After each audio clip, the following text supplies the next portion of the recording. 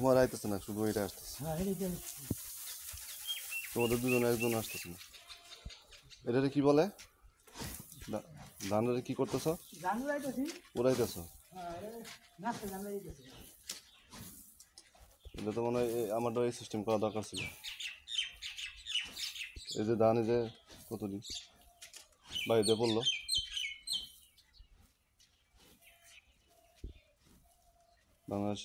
বাংলাদেশের যেখান থেকে আপনারা এটা দেখছেন, এক এক গ্রামে এক একভাবে এটা পরিষ্কার করা হয়। এটা পরিষ্কার করার কারণ হচ্ছে ধানে পোকা হওয়ার কারণে এই ধানটাকে সেদ্ধ করা হয় না এখনো। এই পরিষ্কার করার পরে তারপর সেদ্ধ করা হবে। যার কারণে এই ধানটা, এই ময়লাটা উপরে যা থাকে এটা ফেলাই দিয়ে তারপরে ধানটা সেদ্ধ করা হবে। আমার এই ধানটাকে আমি আগেই সেদ্ধ করে ফেলছি।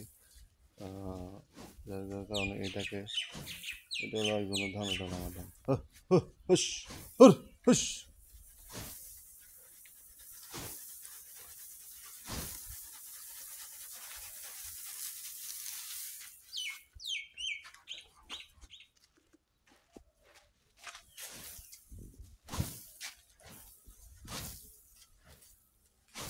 হুস হুস।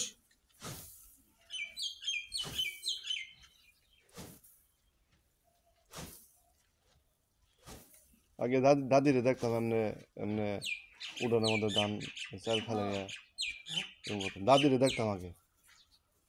এটা সরাসরি এখন সরাসরি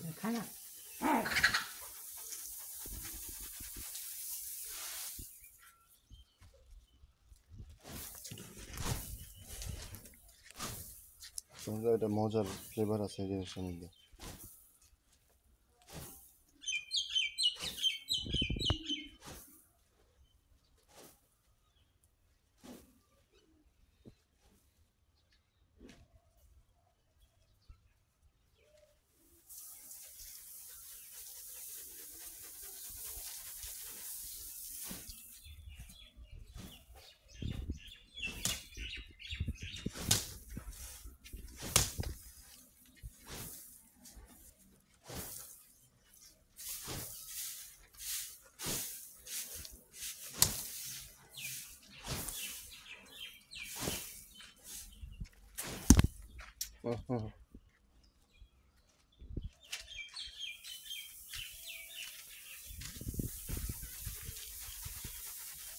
আগে তো ফ্যান আসাল না, আগে তো উড়ে নাচছে আর তুলে দেবো নাচছে, এখন তো ফ্যান দেবো।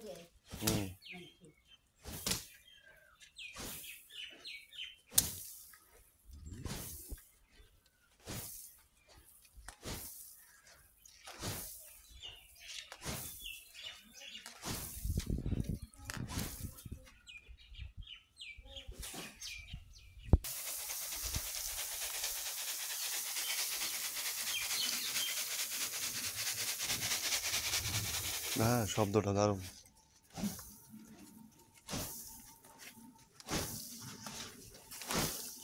শব্দটা শুনুন, শব্দটা সাধারণ একটা শব্দ, যে বাতাসের শব্দটা আর খোলার শব্দটা এক্সেলেন্ট। হ্যাঁ, ঢাকা ভাড়া মুখে, ঢাকা ভাড়া মুখে দেখবো তা তো পাঠাম। ওই যাইব জায়গার মতো, দেশ বিদেশের মানুষ দেখবো না।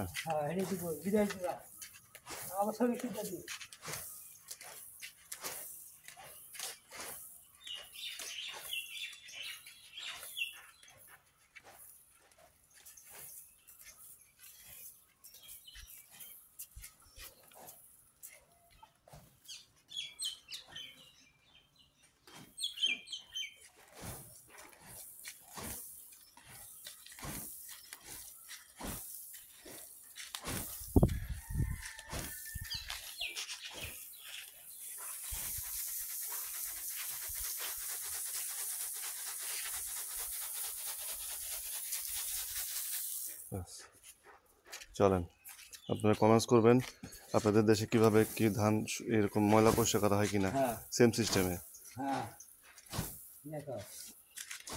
ভালো থাকবেন সবাই।